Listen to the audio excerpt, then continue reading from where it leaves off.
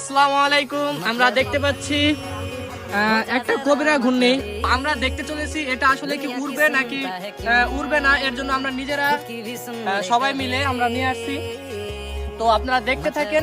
এই কবিরা ঘূর্ণিটা বানানোর পর সে কি আসলে সফল হয় নাকি ব্যর্থ হয়, আপনারা সবাই ভিডিওটা না টেনে দেখতে থাকেন। আসলে আমরা কিছু কিছু জায়গায় এই ঘূর্ণির অনেক নাম বলে থাকি, যেরকম আমাদের এলাকার নাম বলা হয় কবিরা, অন্য জায়গায় কোবরা, তারপরে আরো অনেক কিছু নাম বলা হয়।